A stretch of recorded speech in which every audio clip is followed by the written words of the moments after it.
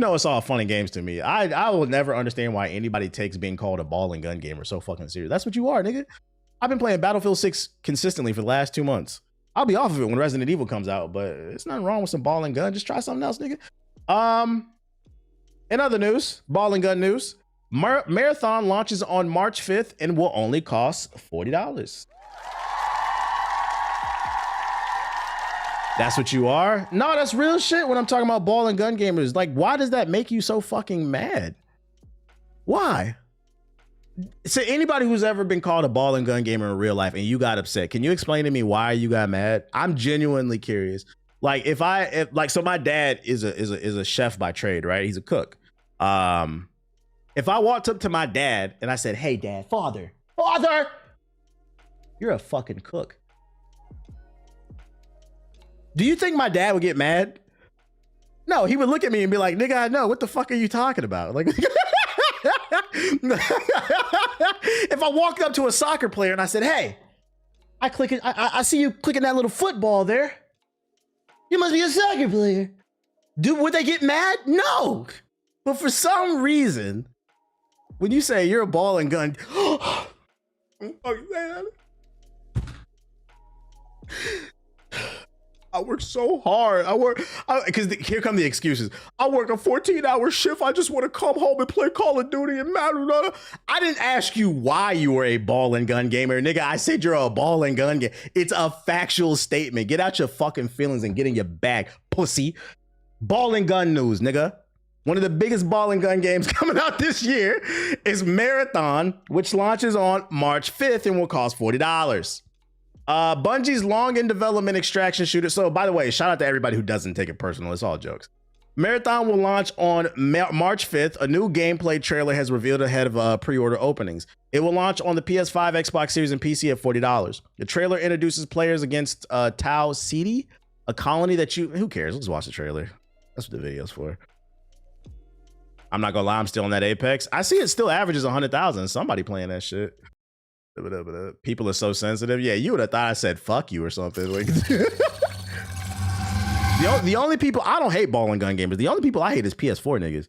I will hate you niggas to the day I fucking, lock them up. Oh man. Lock them up. I've been said this shit. I'm gonna start saying it every stream. If it was up to PS4 niggas, man would have never discovered fire. They would have never discovered the wheel. We would have never discovered light bulbs. We would have never discovered nothing. Look, man, a wheel? Man, what we need that for, nigga? We got 2 feet.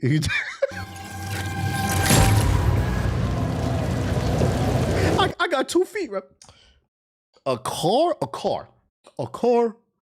I got this buggy with the horse right there, bro. I just got this horse. What you mean it got 20 horsepower on the new car on the Model T?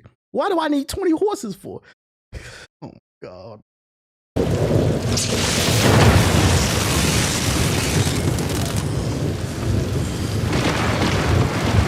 Let's see. What's my opinion on From Software fanboys? Depends on what you're talking about. If you're talking about, because I'm not gonna lie, I like From Software. If you're just talking about people who love From Software games, I don't have nothing negative to say. If you're talking about like From Software elitists, they're annoying. I'll give you that. You know my rules. Play your From Software, play your Souls games how you like. Just you can't sit at the champions table and act like you're not allowed to say the games are easy if you play on co-op and you play with summons and shit like that. But From Software elitists, they're fucking annoying. Let's see what this is hitting for. Let me lock in. Tau Ceti is dying. The fuck we need airplane? Yeah. If it was up for listen. Imagine, y'all know the story of the Wright brothers, right? The people who invented the airplanes. I think it was like in North Carolina, right? Imagine the Wright brothers is in a field, an open field in North Carolina. They got that big ass plane. You remember? Have you seen the pictures? Have you seen? Let me see.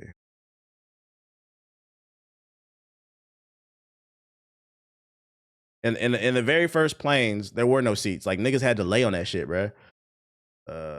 Wright brothers test. Let's see. It was on the beach. Was it on the beach? Whatever. There we go. Oh yeah, you're right. It was on the beach. Okay, so yeah, this is them niggas testing the planes right here. If it was up to PS4 niggas, right? they would be standing on the they be standing on the sand of the beach just hating, bro. What is that? You trying to fly? You trying to be like Ezio? Ezio already did that shit in Assassin's Creed 2. Like, first of all, nigga, that didn't happen. Second, how the fuck do you know about Assassin's Creed 2, nigga? It's like 1919 or whatever the fuck this airplane was invented. Third, but what do you mean? Like, that shit don't got no seat. It don't look comfortable. Like, I don't want to fly. Like, why we need that? We could just walk. We just got the car. Like, it just seemed a little bit unsafe, bruh. You would have never been able to go to, like, think about it. I want y'all to think about this shit, real shit, before we get back to Marathon. If it was up to a PS4, nigga, we would have never got planes. Society would have never advanced.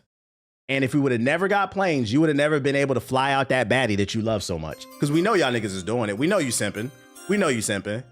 On Twitter, you lying, talking about you this Mac Daddy. We know you paying for pussy, nigga. We know. So if you haven't today, before you go to bed, say thank you, Wright Brothers, for inventing planes. Because of you, I've been able to fly out a bad bitch on fucking Spirit Airlines. But if it was up to PS4 niggas, they would not allow airplanes to progress technology. They want to stay the same, which is ironic because PS4s always sound like they about to take off. I hate them. I fucking hate them, bro.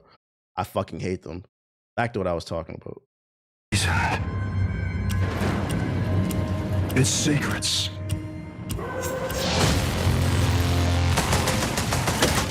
Buried and rotting. With the UESC holding a shovel. Disrupt. That's where you... The game does look really smooth. It looks a lot smoother.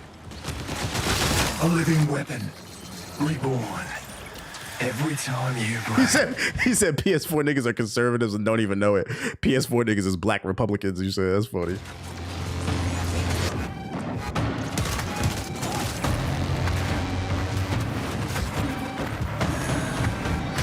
The truth is in your hands. Survive or die. Marathon, my most hyped. You're hyped for it? Interesting.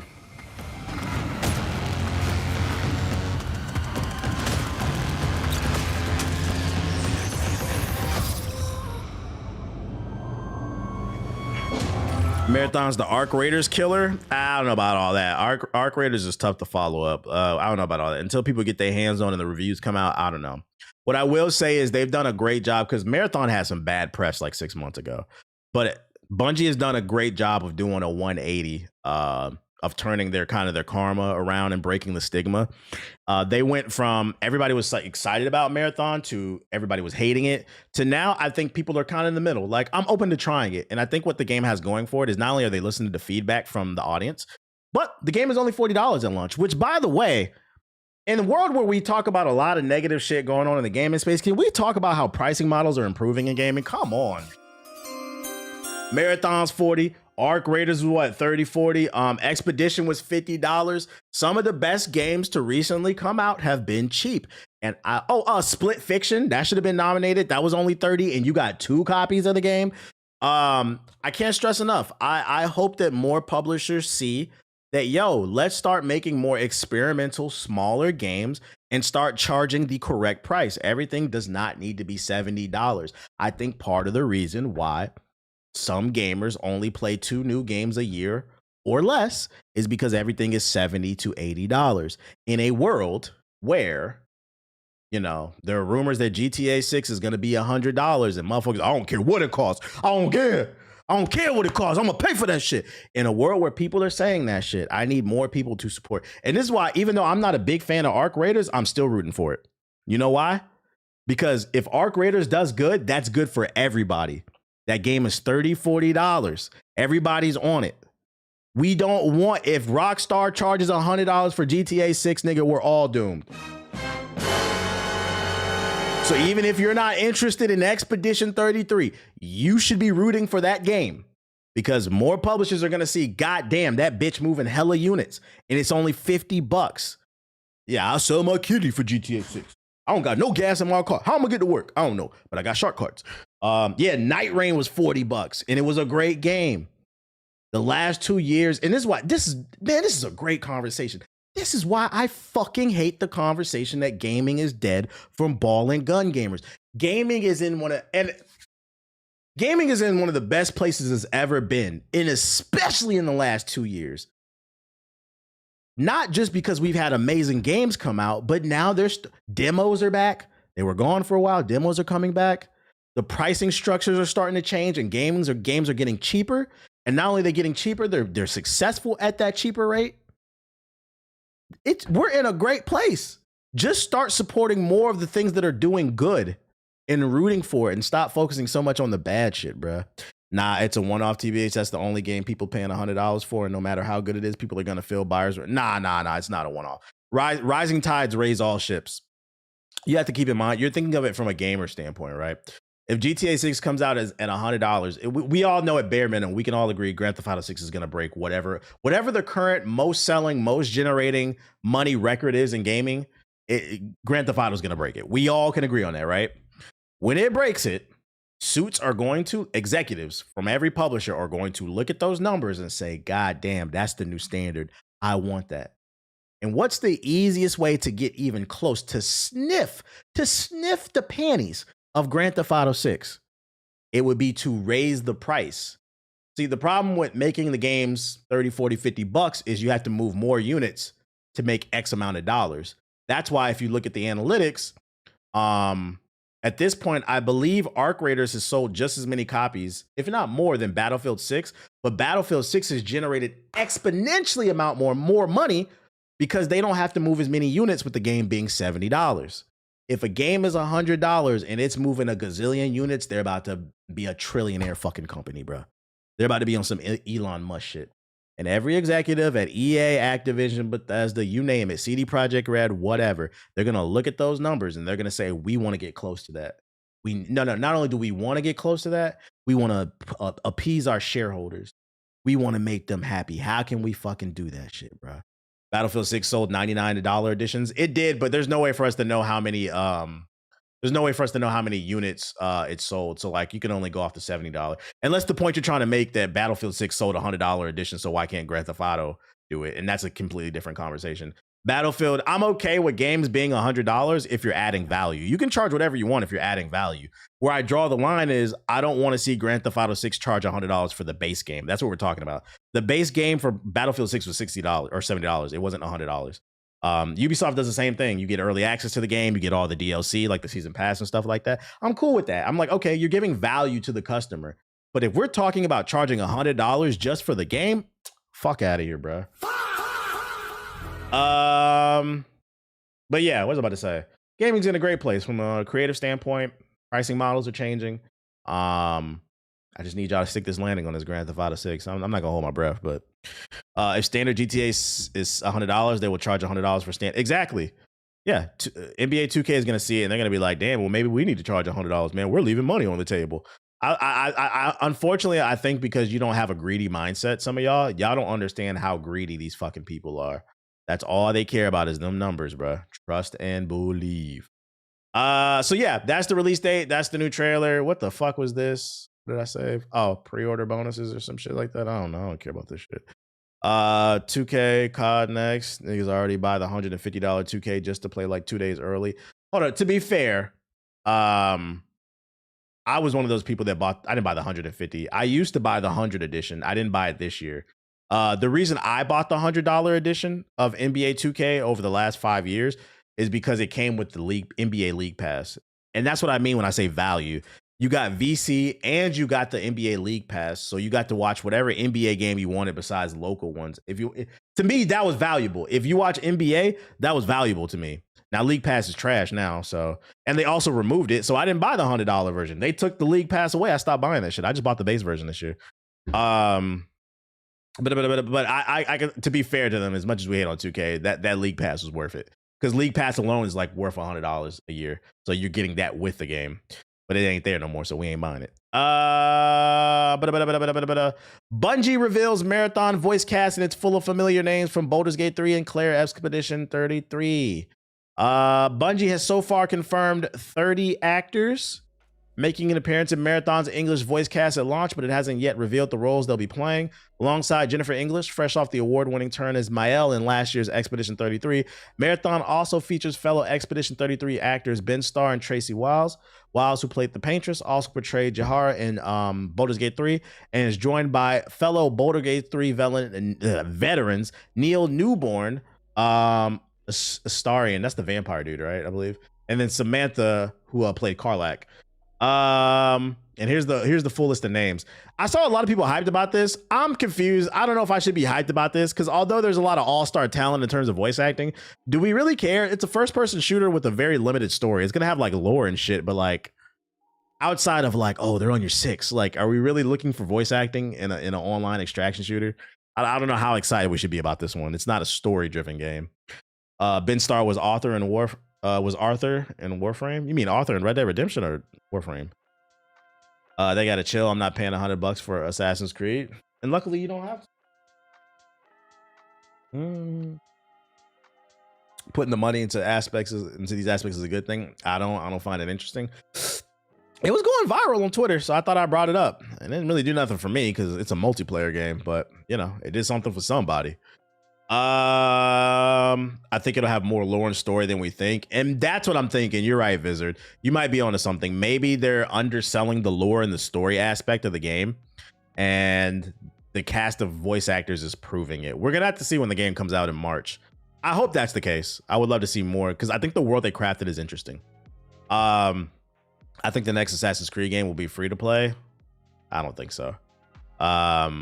There is a free-to-play mobile game in development called Assassin's Creed Jade, which takes place in China, but on console and PC, nah, that shit will never be free-to-play. I don't know if you know, but Ubisoft is poor. And I mean like really poor, nigga. They had to get bought out. Them niggas is think of like the ancient European days, the fucking peasants that worked on the farm with the hoe and the muddy ass clothes dangling on. Them niggas is poor. Assassin's Creed China, yeah. I'm pretty sure I covered this. AC Jade. There's gameplay out there. Assassin, because they did a beta test. Yeah, there's gameplay out there. This is from 2023. I don't know what the fuck happened to this game. It doesn't look bad for a mobile game. I don't know if I would play this on my phone, but maybe I would play it on my tablet with an Xbox controller, or like you could play it through an emulator on your computer. As long as the story is interesting. I mean, it doesn't look bad. I forgot about all this. Yeah, this one's gonna take place in China. When is it coming out? I don't know. It looks like it's far along in development, but if you want to watch gameplay, it's out there. I'll drop the link in the chat. They're probably trying to figure out how to monetize it, especially because Tencent bought out Ubisoft, and then Tencent is a Chinese-owned company, and then this game takes place in China. They're probably like, you need to figure out how to fucking monetize this shit, bro. The Ubisoft say they're making Assassin's Creed software where you boot it up and you have a compatible Assassin. Yeah, they're coming out with their own Assassin's Creed launcher, kind of like the Call of Duty launcher, where basically you'll be able to stay within the launcher and play all those different games, which is interesting. I feel like it's a waste of resources, because there's never been a once in my life where I thought, man, I really wish I could play an Assassin's Creed game back to back. The games are so large and bloated. No matter how much I like an Assassin's Creed, like I feel like the last Assassin's Creed I thoroughly enjoyed was probably Odyssey.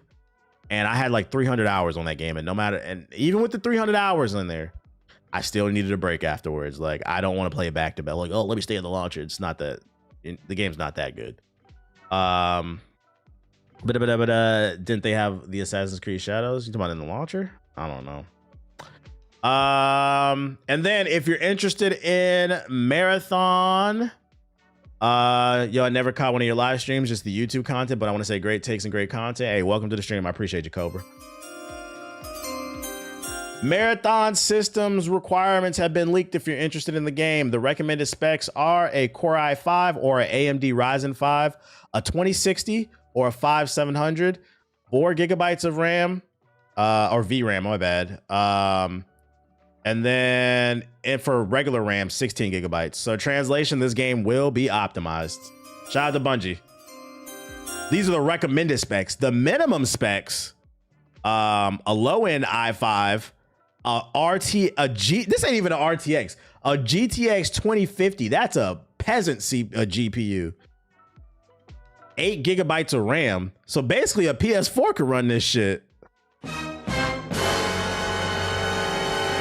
I'm gonna go ahead and call it. Do not be surprised if this comes to PS4. Do not, because these are pretty low end specs. Do not be surprised. It wouldn't, like, not right away, but don't be surprised like a year from now, especially if this game is not successful. Especially if it's not successful, I can see them porting it to the PS4. That's PS3. Yeah, I'm not gonna lie, that 1050, that's crazy. But it's also a good sign. It means it's gonna be really optimized. They're not focused on high fidelity visuals. They're more focused on gameplay, it seems like. But the Switch 2, yeah, it should be able to run on the Switch 2. Speaking of leaks, how true do you think the Steam Machine prices are? I'm hoping it's lower. I'm leaning towards they're probably true. Just because the RAM shortages. Matter of fact, there's an article I saved. Let me see. Yep, I'll bring it up right here. I'll take it. It's from the next batch, but it's contextual to the conversation. I think the price of the Steam Machine is going to be at least $1,000 because the price of RAM is out of control until they get these data centers under control. GPUs, they're scaling back so they can put them in the data centers. So that's less for you and I, which creates artificial scarcity, which is going to drive up the price, supply to demand. And then you have them saying SSDs, or they're going to stop making SSDs. Samsung said that. Now you got this article. NAND, another SSD maker, they're going to cut back on SSD production. So now we have two major producers of SSDs cutting back. The price of everything is fucking going up, bro. The fucking price of everything is going up. So I think there's a possibility that it could be $1,000. Now I'm hoping it's not, but the world we're living in right now is a shit show, and it's thanks to the president that you voted for, because he ain't my president. He ain't my president, nigga. You know how I feel. Lock 'em up. Oh man. Lock 'em up. Fucking pedophile. Nigga Trump. If I ever stole, which, you know, I'm not saying I would, because, you know, the feds be watching, but in another universe, if I stole Trump's laptop, I would not be surprised if Roblox was installed. Lock 'em up. Oh man. Lock 'em up. Roblox and Minecraft. Shout out to Watts. Shout out to Watts with the raid. I appreciate you. Like, ain't AI a bigger problem than tariffs? Yeah, but they're equally bad, especially because I don't know if you guys saw this story, some more real world news in case you don't read. So right now, the Trump administration is threatening to invade. They want to purchase Greenland. I believe it's because it has a lot of rich minerals and gas and oils and stuff like that. They want to purchase it from Denmark, but Denmark and the people of Greenland said we're not for sale. We want to be independent, right? So now he's talking about invading with imperialism, Fire Nation shit. And he just announced yesterday that any nation that opposes the United States invading Greenland will be hit with a 10% tariff. When I saw that shit on the news, that's when it's stuff like that where I'm like, we're going to be okay. This nigga's so maniacal and fucking stupid. You can't do that, bro. What I want. You can't fucking do that. So, like, if he actually does do that, it's not just going to be tariffs on China. He's putting a 10% on everybody. Everything. I saw a video. I don't know if you guys know this. I didn't know this, but 75% of what's that shit? 75% of insulin is manufactured in Denmark. Denmark controls the insulin market. Meaning if Denmark stops trading with us because of the tariffs they just cut off, you might be in trouble if you have diabetes. And America, what do we know, is full of fucking fat asses. So it won't be just China. This nigga said, oh, you won't let me invade another country? Tariff the world. I said, all right, bro. Like, the impeachment's coming. This dude's a fucking moron, bro. Like, Idiocracy is a great documentary. And the crazy part is there's somebody in the chat right now listening to me. You don't know both sides. Like, shut the fuck up, bro. We're past redemption. This dude is a fucking full blown moron, and that's why his approval rating is at like 30%. The Mozambique thing. Oh yeah. They manufacture 75% of the insulin, and I think it was like 90% of Ozempic in Denmark. I didn't know that. I don't know if you know, but in the United States, there's an Ozempic There's an Ozempic pandemic going on. If they cut us off of Ozempic, niggas is about to fucking lose it, bro. I didn't even know we got that shit from, because I think we forget as humans, the world is so civil. We don't realize how much carnage could be caused when systems stop breaking. And he's breaking systems of like, hey, we're cool with this person and we've been cool since like World War II. We trade, you trade. Everybody's good. Everything's good. This nigga's just being a fucking asshole, bro. Get him the fuck out of here. I'm sick of this shit. I'm ready to go back to old school. I'm going to go back to old school corruption.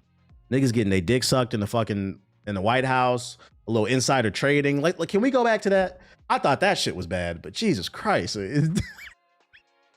I'm over it. But like, look it up. This nigga said, you won't let me invade Greenland, tear off the world. I said, all right.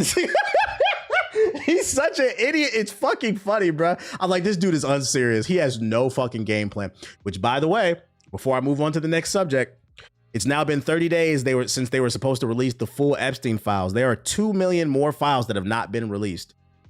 They are illegally not releasing those files. The court said this nigga should have been impeached, but the average American is so fucking stupid. This man is doing so much illegal shit and people are defending it. It's crazy. I'm getting off my soapbox. I'm done being an old man. He only care about the Nobel Peace Prize.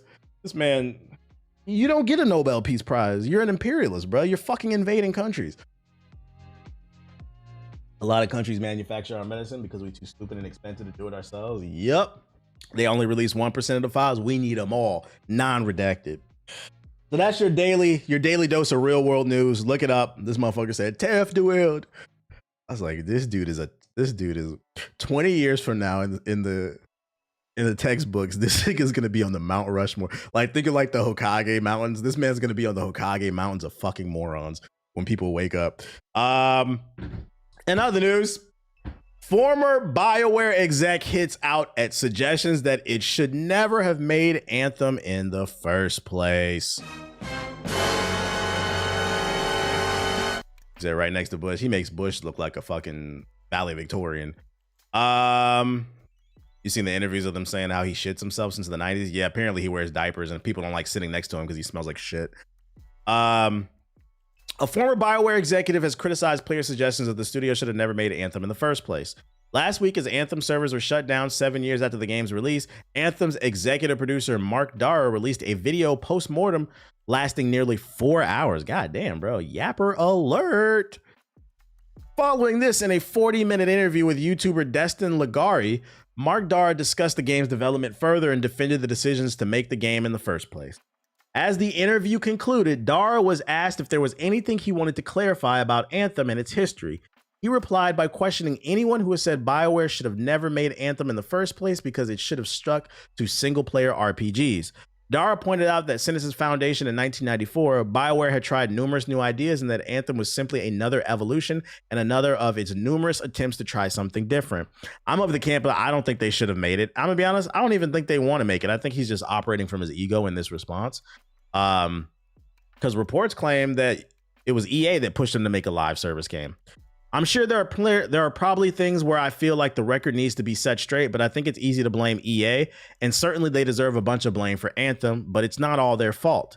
But one thing that actually is worth mentioning, I think, is that there are some people at the time, these people loved coming out of the woodwork and saying, see, I told you so, and saying, well, BioWare should have never made Anthem because they're a single-player RPG studio.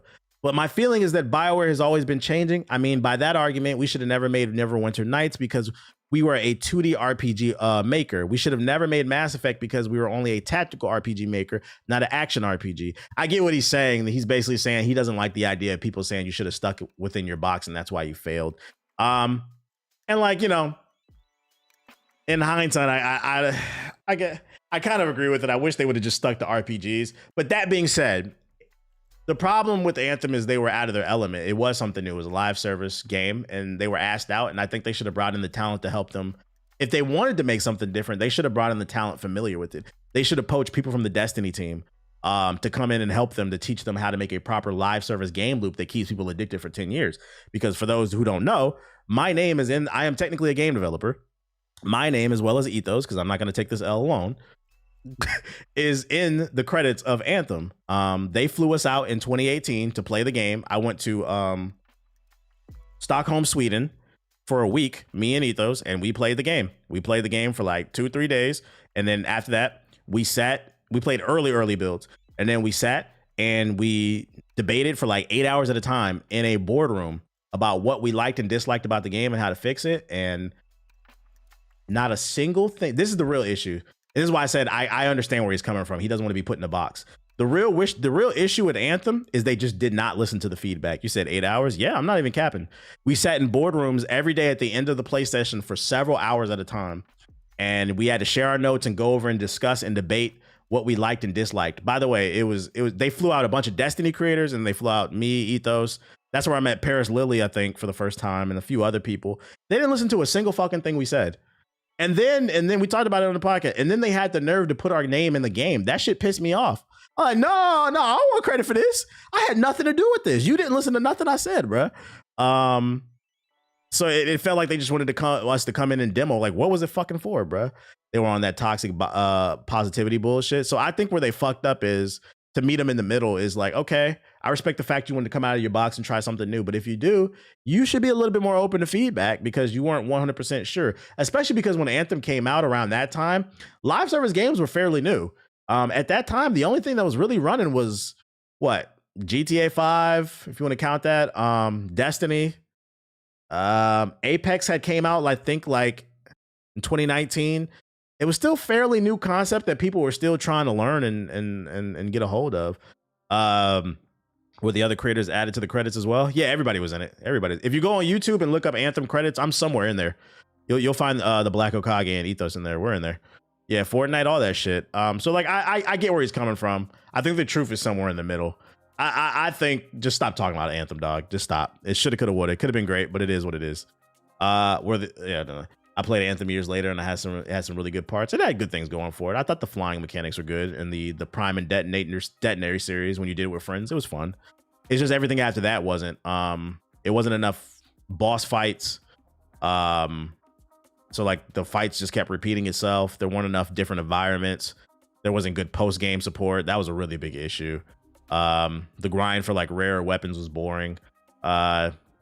They fucked up on the main gameplay loop. Mind's Eye was better. Nah, Siggy, you're wilding. Now, see, that's where I draw the line. Nah, Mind's Eye was not better than Anthem. Mind's Eye was not better than Anthem. At least Anthem was a functional game. The story was ass. Yeah, there was no end game. The story was ass though. Crazy how BioWare fumbled the story, I guess. I think my theory of why this is the same thing. My theory of why Anthem and BioWare fumbled the story is I think they were so focused on trying to figure out the main gameplay loop, they forgot that they were a studio known for telling stories. I think that's what happened. But there's no way for me to prove that shit. And then last but not least, in news nobody asked for, exclusive, Ubisoft is developing a turn-based tactic game set in the Rainbow Six universe. Ubisoft is developing, this nigga Siggy just saying shit. Ubisoft is developing a new turn-based tactics game set in the same universe as Rainbow Six Siege. It was said that the new Rainbow Six Siege game is likely 1 or 2 years out, but it's aiming to be released as a current generation console title for the Xbox Series, PS5, PC, and possibly the Switch too. Two sources have knowledge of the game said that the camera is a top-down view, somewhat similar to Diablo 4 or XCOM, and we'll see the player take control of Rainbow Six Siege operators. One source said, just watch some XCOM gameplay if you want to get an idea. I'd say it's an updated version of that with cinematic cutscenes and so on. Its gameplay loop was said to be similar to Rainbow Six Siege in a lot of ways, where the players would have to select different operators based on their skills to raid buildings, save hostages, and etc. The total time of the game was said to be aiming at approximately 25 to 30 hours, depending on the player skill, but that could change if gameplay content, cinematics, etc. are cut, it was said. And I'm tending to believe that this rumor is true because, friendly reminder, guys, Ubisoft also made that, what was that game? Ubisoft Mario XCOM. Ubisoft also made the Mario Rabbids game. Yeah, what was that shit? They made this game. Yeah, Mario Rabbids Battle Kingdom. This is an XCOM clone with Mario, which, by the way, it's actually really good. I would say this is one of the most slept on Ubisoft games. It's actually really good. Mario Rabbids Battle Kingdom. So I have no doubt in my mind that this will probably be decent at bare minimum. My issue is the leaker says, just imagine XCOM. what are you doing different from other tactical games? Yeah, and then on top of that, it's such a niche market. That's one of the reasons why people hated that Marvel Midnight Suns game, because it was a tactical game. And then also you got like got Fire Emblem coming out. Like, who cares about this shit when Fire Emblem's coming out? I think the only way this game gets by is the story's got to be fire, because it sounds like from a gameplay standpoint, they're not pushing any boundaries in terms of tactical. I have that Mario game and I haven't played it yet. You should play it. It actually is really good. I remember when I played that game early at E3 the year it was shown, the first one, and I remember leaving. They were like begging me to play it. I was like, yeah, what the fuck, Mario XCOM. And I remember leaving. I was like, oh, I'm actually impressed. Like, this was actually really fun. Marvel Midnight Suns is underrated, so I've heard the people who actually played it. I got it on the Epic Game Store. I just haven't got